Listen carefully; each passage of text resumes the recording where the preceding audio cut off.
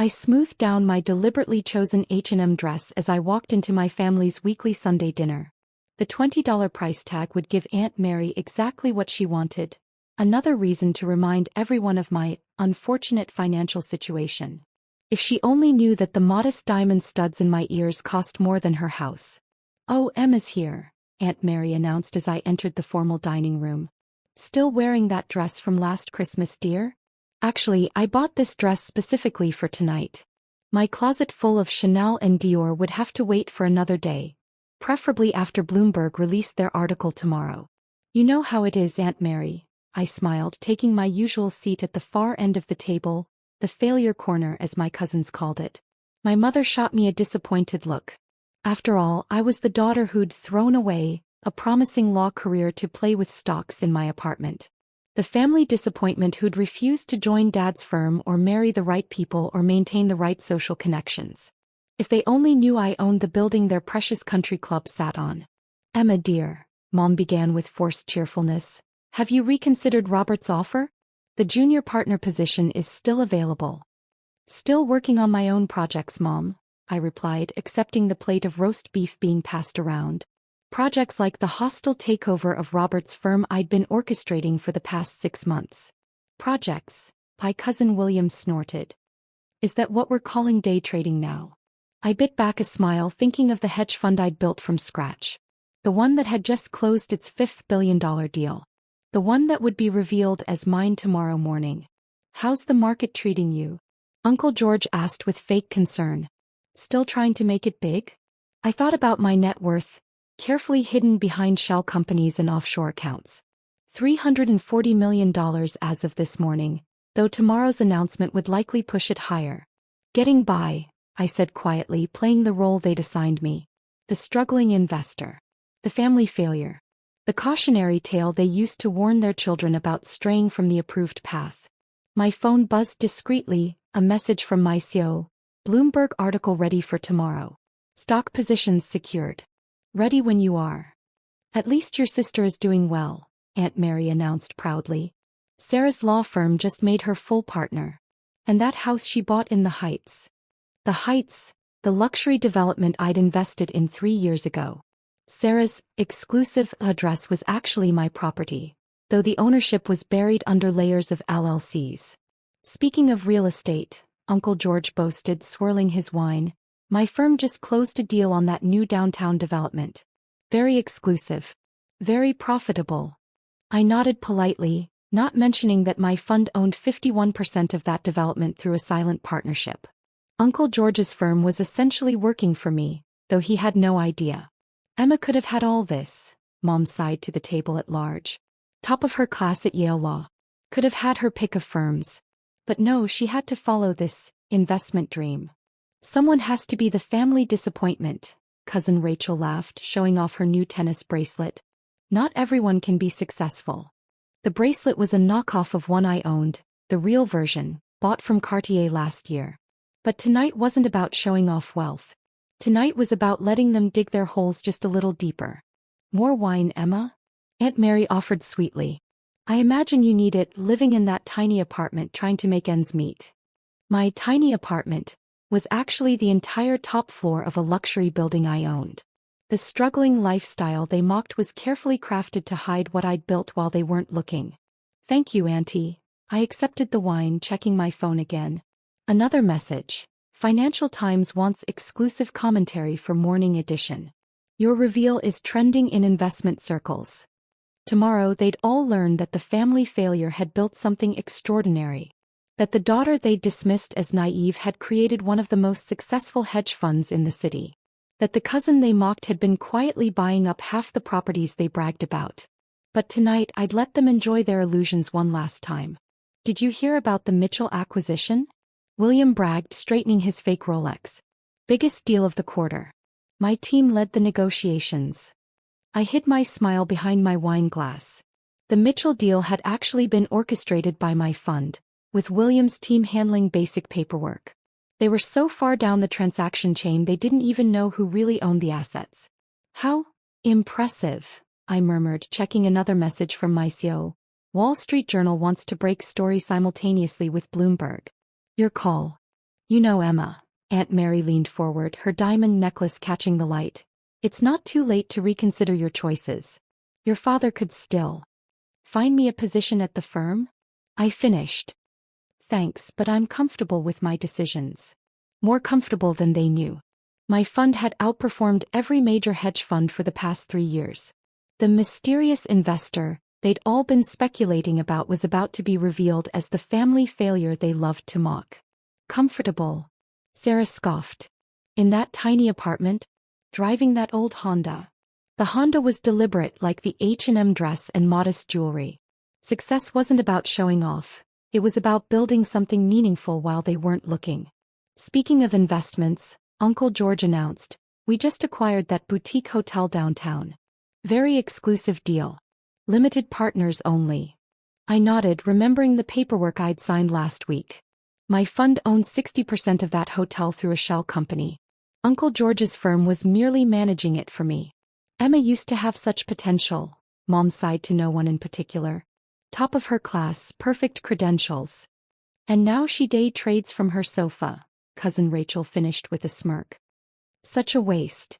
My phone buzzed again, photos from my fund's latest acquisition.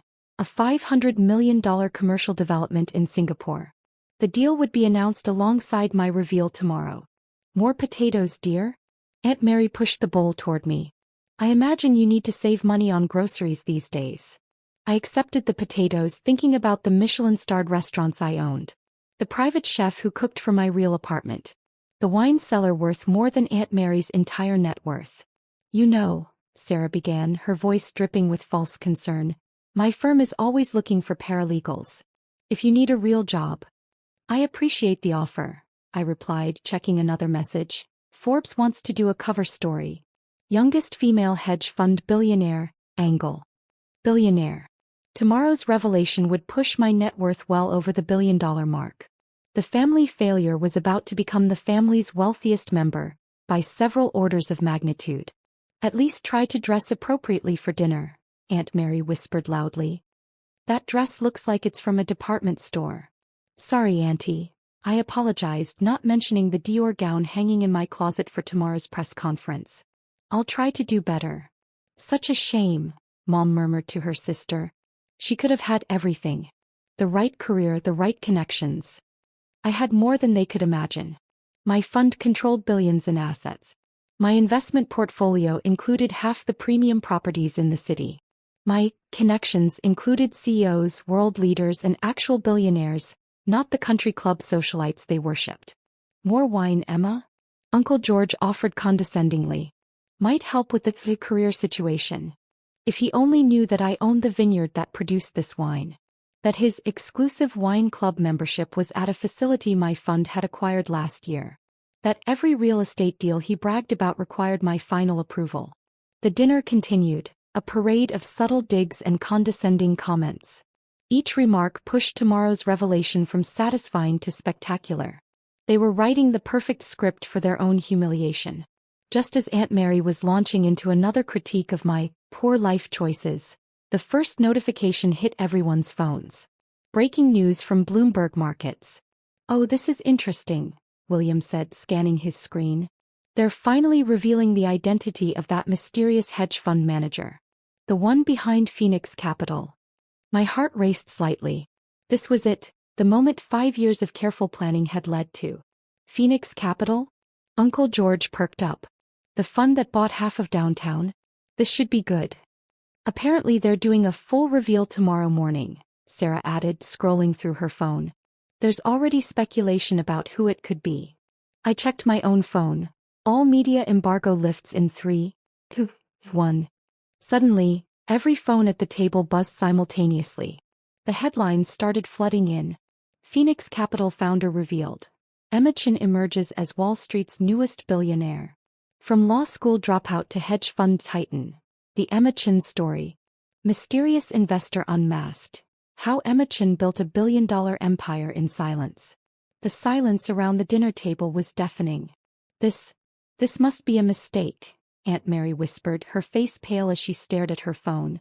No mistake, I said quietly, straightening in my chair. Phoenix Capital is my fund.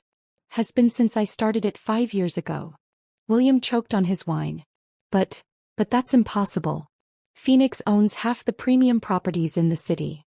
Including this house, I added casually. I bought it through a shell company last year when Uncle George's real estate firm put it up for sale. We're renting from you? Mom's voice was barely audible. Along with half the country club members, I confirmed. That exclusive development you all love so much? Phoenix acquired it 2 years ago. Sarah's hands trembled as she read the Forbes article. Current net worth estimated at $1.2 billion? After today's market close, I nodded. Tomorrow's announcement should push it higher. But you live in that tiny apartment. Aunt Mary sputtered. Actually, I own the building. The tiny apartment is just where I meet family. My real residence is the penthouse. Uncle George was frantically checking his phone. The downtown hotel deal was approved by me, I finished. Phoenix owns 60% through subsidiary companies. Your firm just manages it for us. The Mitchell acquisition. William started. Also mine. Your team handled the paperwork, but Phoenix controlled the deal from the start. Mom sat frozen, her perfect composure shattered. All this time, while you thought I was failing? I smiled. I was building something extraordinary. Every deal you bragged about, every property you envied, every exclusive investment you celebrated, it all required my approval. I stood up, smoothing down my H&M dress. I should go. Press conference tomorrow morning. But first. I reached into my modest purse and pulled out a stack of envelopes. What are these? Sarah asked, taking one with trembling hands. Ownership statements. Every property, every investment, every deal you thought you controlled, all traced back to Phoenix Capital. To me. The room erupted in chaos. William was calling his office. Sarah was frantically texting her law partners. Uncle George sat staring at his phone, watching his real estate empire crumble under the revelation that he'd been working for his niece all along. But why hide it? Mom finally asked. Because I wanted to see who you really were, I replied. How you treated someone you thought was struggling. How you acted when you believed you were superior. I walked to the door, then turned back. Oh, and Aunt Mary. About this dress. I pulled out my phone, displaying a photo of my Real closet. I have a wardrobe worth more than your house. I just chose to wear H&M tonight. Sometimes success isn't about showing off wealth. It's about watching people reveal their true characters. The next morning I walked into my fund's real offices, a gleaming skyscraper downtown.